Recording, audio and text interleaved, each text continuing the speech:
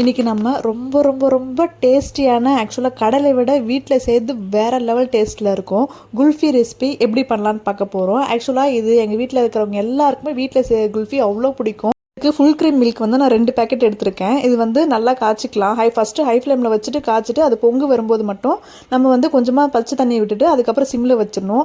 Last வரைக்கும் சிம்மில் தான் இருக்கணும். பொங்கி வந்த பிறகு 2 ஏலக்காய் முழுசாக போட்டுக்கலாம் உடைக்காமல், ஏன்னா நம்ம அதை லாஸ்ட்டில் ரிமூவ் பண்ண போகிறோம். அப்புறமா 10 ரூபா பேக்கெட் பாதாம் மிக்ஸ். இது வந்து நிறைய போடக்கூடாது. 2 பால் பேக்கெட்டுக்கு 1 பேக்கெட் தான் போடணும். 10 ரூபா தான் போடணும், அதிகமாக போட்டுறக்கூடாது. அதையுமே போட்டு நல்லா கலந்து விட்டுக்கலாம். இது சிம்மிலே ரொம்ப நேரம் கொதிக்கட்டும். இது கொதிச்சுட்டே இருக்கும்போது நம்ம வந்து இப்போ நட்ஸ் வந்து ஆட் பண்ணிக்கலாம். நட்ஸ் வந்து நான் இங்கே வந்து என்னென்ன எடுத்திருக்கேன் அப்படின்னா, பிஸ்தா எடுத்திருக்கேன். பிஸ்தாவை ஜஸ்ட் 4 மட்டும் கட் பண்ணிக்கோங்க. ரொம்ப ஃபைனாக கட் பண்ண வேணாம், ஏன்னா இதை வந்து நம்ம நடுவில் வந்து பீட் பண்ணி எடுக்க போகிறோம். அப்போ இன்னும் கொஞ்சம் நசிங்கிறோம். ஸோ பிஸ்தாவை கட் பண்ணி எடுத்தாச்சு. இப்போ வந்து பாதாம் வந்து கொஞ்சமாக தான் எடுத்திருக்கேன். நட்ஸ் வந்து மோஸ்ட்லி எல்லாமே சேர்க்கறதுனால எல்லாத்துலேயும் கொஞ்சம் கொஞ்சம் எடுத்துக்கலாம். இது பாதாமையும் வந்து நான் இந்த மாதிரி கட் பண்ணி எடுத்துக்கிறேன். கூடவே நான் வந்து ஊற வச்ச பாதாமும் வச்சுருக்கேன், அதுவும் ஆட் பண்ணணும் ஆக்சுவலாக. அதனால தான் இந்த பாதாம் வந்து நான் கொஞ்சமாக எடுத்திருக்கேன், ஒரு 5-6 பீசஸ் கிட்ட. கூடவே வந்து முந்திரி பருப்பு இந்த மாதிரி கட் பண்ணி இந்த 3 நட்ஸ் இந்த மாதிரி கட் பண்ணி வச்சுக்கலாம். இது கூடவே ஊற வச்ச பாதாமும் நான் வந்து இந்த மாதிரி தோல் சீவி இதையும் வந்து 4 வந்து கட் பண்ணிக்க போகிறோம். ஊற வச்சதை வந்து 4 கட் பண்ணிக்கலாம். அப்படிலாம் நீங்கள் வந்து ஒன்றும் பாதியமாக வந்து இடித்து கூட எடுத்துக்கலாம். இந்த பால் வந்து நல்லா சுண்டி வர அளவுக்கு வந்து நம்ம வந்து இது காய்ச்சி எடுத்துக்கிட்டே இருக்கணும்.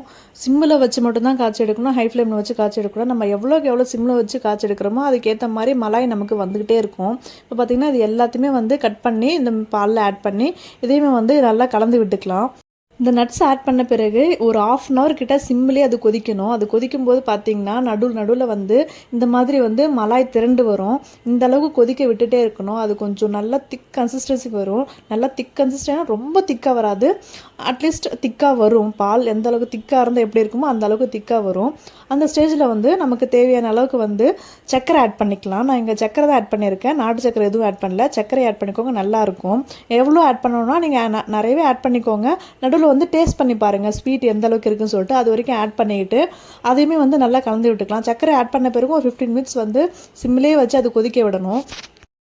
அது பாதி கிண்ணம் வர அளவுக்கு வந்து நான் கொதிக்க விட்டுட்டே இருக்கேன். இந்த பாலை நான் எந்த அளவுக்கு கொதிக்க விடுறோமோ அந்த அளவுக்கு வந்து டேஸ்ட் ரொம்ப சூப்பராக இருக்கும். ஆக்சுவலாக இதே ப்ரொசீஜரை ஃபாலோ பண்ணி நீங்களும் ஒரு முறை செஞ்சு பாருங்கள்.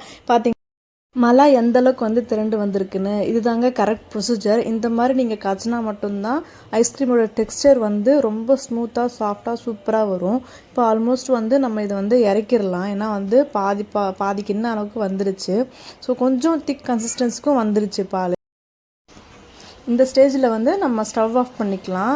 கண்டிப்பாக பால் இந்த அளவுக்கு வந்து நல்லா காய்ச்சி எடுக்கணும். நான் நிறைய ஊற்றுனேன், இப்போ பார்த்தீங்கன்னா பாதி அளவுக்கு தான் வந்திருக்கு. இந்த அளவுக்கு நம்ம காய்ச்சி எடுக்கணும், அதுதான் கரெக்டாக வரும். இப்போ வந்து இதை நல்லா வந்து ஆற விட்டுடலாம். ஆற விட்டுட்டு இம்பார்ட்டன்ட் ப்ரொசீஜர் என்ன அப்படின்னா, எடுத்ததுமே வந்து ஐஸ்கிரீம் மவுலில் ஊற்றிலாம் வைக்கக்கூடாது. ஃபஸ்ட்டு வந்து அதுக்கு முன்னாடி ஒரு ஸ்டெப் இருக்குது. அப்படியே எடுத்து ஃப்ரீஸ் பண்ண போகிறோம். இந்த மாதிரி சேஞ்ச் பண்ணும்போது ஏலக்காய் 2 போட்டோம் இல்லையா, அதை வந்து ரிமூவ் பண்ணிடலாம். ஏன்னா வந்து ஏலக்காய் ஃப்ளேவருக்காக தான் போட்டது. ஸோ லாஸ்ட்டில் இந்த மாதிரி எடுத்துருங்க. இப்போ இது அப்படியே வந்து ஃப்ரீஸ் பண்ணி விட போகிறோம். எந்த அளவுக்கு ஃப்ரீஸ் பண்ண விட போகிறோம் அப்படின்னா, இது வந்து நல்ல திக் கன்சிஸ்டன்சிக்கு வரும். கீழே வந்து கட்டியாகவும் மேலே வந்து கொஞ்சம் தண்ணியாகவும் இருக்கும். அந்தளவுக்கு வந்து நம்ம ஃப்ரீஸ் பண்ணி விடணும். இதை வந்து நல்லா கூல் பண்ணி விட்டுட்டிங்க அப்படின்னா கொஞ்சம் வந்து தண்ணியாக வந்துடும். லைட்டாக திக் கன்சிஸ்டன்சிக்கு வரும், அதாவது ரப்டி மாதிரி வரும். சப்போஸ் ரப்டி சாப்பிடணும்னு ஆசையாக இருந்துச்சு அப்படின்னா இதுலேயே வந்து ரப்டி மாதிரி திரண்டு வரும்போது அதே கொஞ்சம் எடுத்து பவுலில் வச்சு சாப்பிடுங்க. சூப்பராக இருக்கும். ஆக்சுவலாக இது வந்து உருகி வந்துகிட்டே இருக்குது. நீங்கள் வந்து ஒரு 1/2 அன் ஹவருக்கு செட்டில் டவுன் பண்ணி விட்டுருங்க. ஒரு பாத்திரத்தில் தண்ணி வச்சுட்டு அந்த தண்ணி மேலே இதை வச்சுட்டு செட்டில் டவுன் பண்ணி விட்டிங்க அப்படின்னா நல்லாவே லிக்யூடாகி வரும். ஸோ லிக்யூட் ஆன பிறகு ஒரு முறை பீட் பண்ணி எடுக்க போகிறோம். இப்போ பார்த்தீங்கன்னா நான் இதை வந்து எடுக்கும்போதே தெரியும் ரப்டி மாதிரி சூப்பராக வருது. இந்த ஸ்டேஜில் கொஞ்சம் எடுத்து சாப்பிட்டு பார்த்தீங்கன்னா வேறு லெவல் டேஸ்ட்டில் இருக்கும்.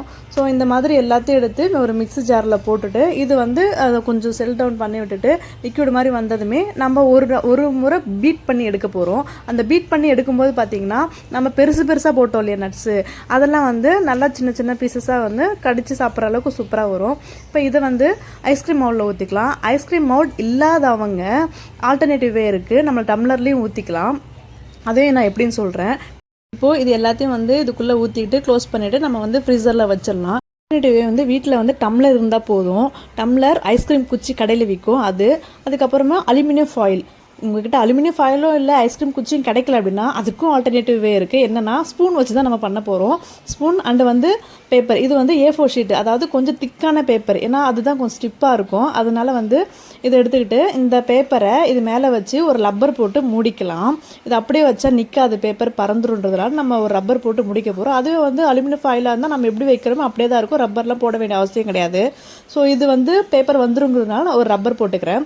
இந்த ரப்பர் போட்டுட்டு இப்போ நமக்கு ஐஸ்கிரீம் குச்சி இல்லைன்னா நம்ம வந்து ஸ்பூன் யூஸ் பண்ணிக்கிறோம் இல்லையா, அப்போது நடுவில் வந்து கொஞ்சமாக கத்தியால் கொஞ்சமாக கிழித்து அதுக்குள்ளே வந்து நம்ம ஸ்பூனை வந்து வைக்க போகிறோம். ஸ்பூன் பார்த்திங்கன்னா வளையக்கூடாது, ஸ்ட்ரைட்டாக வைங்க. அந்தளவுக்கு குட்டியாக வந்து டேர் பண்ணிக்கிட்டால் போதும் அந்த பேப்பரு. ஸோ இந்த மாதிரி குட்டியாக டேர் பண்ணிவிட்டு ஸ்ட்ரைட்டாக வைங்க. அப்போ தான் எடுத்து சாப்பிடும்போது ஒரு குச்சியை சாப்பிட்ற மாதிரி இருக்கும். அதே மாதிரி ரெண்டுத்துலேயுமே இதே மாதிரி வச்சுக்கலாம். நம்ம இதையுமே கொஞ்சம் லைட்டாக கிழிச்சு ஸ்பூன் வந்து வளையாமல் ஸ்ட்ரெயிட்டாக வைங்க. இதையுமே எடுத்து இப்போ நம்ம வந்து ஃப்ரீசரில் வச்சிடலாம்.